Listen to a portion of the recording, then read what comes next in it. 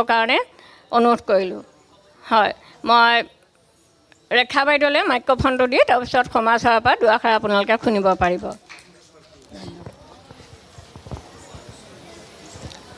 আজি এই অনুষ্ঠানৰ প্ৰথমতে মই বিশেষ এজন বিশিষ্ট কথা ক'ব বিচাৰোঁ শ্ৰদ্ধাস্পদ ৰিতুল শইকীয়া ছাৰক আজি ৰিতুল শইকীয়া চেতিয়া ছাৰৰ নেতৃত্বত ইমান এটা ধুনীয়া অনুষ্ঠান হৈছে যোৰহাটত সঁচাকৈ আজি এই মঞ্চত মই দুআষাৰ ক'বলৈ পাই অতি আনন্দিত এই যেতিয়া আপোনালোকৰ অনুষ্ঠানটো আৰম্ভ হৈছিল তেতিয়া মোৰ অতি মৰমৰ ভনী বুলিয়ে মই কওঁ কাৰণ তেখেতক ল'ৰা শশাংকক ময়ে পঢ়াইছিলোঁ স্কুলত বাইদেৱে মোক কৈছিল যে বাইদেউ এনেকুৱা এটা অনুষ্ঠান আছে আপুনি জইন কৰিব নেকি মই বাইদেউক ক'লোঁ যে মোৰ অকণমান প্ৰব্লেম এটা আছে মোৰ বহুতখিনি দায়িত্ব আছে তাৰ যিহেতু মই নিজৰ পাৰ্টিটো থাকোঁ মই সময়টো দিব নোৱাৰিম কিন্তু বাইদেৱে কোৱাৰ কাৰণে মই মেম্বাৰশ্বিপটো হ'লোঁ তাৰপিছত বাইদেউক ক'লোঁ আৰু প্ৰশান্ত ফুকন ছাৰৰ লগতো মই বহুত কথা পাতিছিলোঁ ছাৰলৈও মোৰ শ্ৰদ্ধা থাকিল আৰু আজি মঞ্চত থকা অমৰ বৰুৱা মোৰ ভাতৃতুল্য আজি মই তেখেতৰ লগত বহুতখিনি কথা পাতিলোঁ পাতি সঁচাকৈ মই আজি বৰ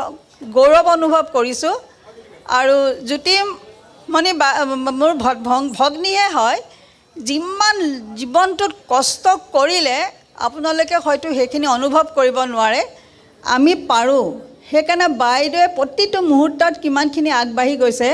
মোক জানিবলৈ দিয়ে ফোনৰ যোগেৰে সেইকাৰণে বাইদেউলৈ মোৰ অশেষ আজি ধন্যবাদ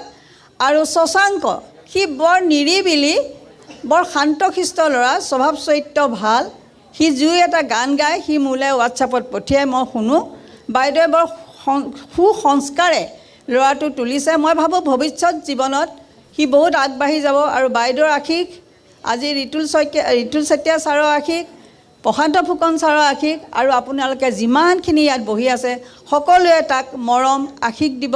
যাতে সি জীৱনত আগবাঢ়ি যাব পাৰে এই বাইদেৱে জ্যোতিমণি বাই ভগ্নীয়ে প্ৰথমতেই কৈছিল যে পোহৰে কেনেধৰণে মানুহক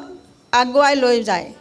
সঁচাকৈ আপোনালোকৰ এই অনুষ্ঠানটো আজি মই প্ৰথমতে ইমান ভবা নাছিলোঁ যেতিয়া মই আজি আহি আপ্লুত হৈ গ'লোঁ যে ইমান ধুনীয়া এটা সংস্কাৰ ডিচিপ্লিনত হৈছে ভাল লাগিছে দেখি পেলাই মই ভাবোঁ ৰিতুল চেতিয়া ছাৰক মই পুনৰবাৰ কওঁ যে মোৰ ল'ৰাটো শশাংকক আপুনি আগুৱাই লৈ যাব আৰু জ্যোতিমণি বাইদেউকো আপুনি মন কৰি থাকিব আৰু মই প্ৰশান্ত ছাৰকো কওঁ আৰু বিশেষ ক'বলৈ নাই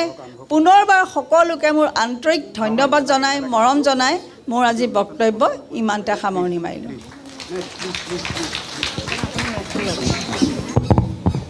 আমি সন্মানিত অতিথিসকলক মঞ্চত আসন গ্ৰহণ কৰিবলৈ অনুৰোধ জনাইছোঁ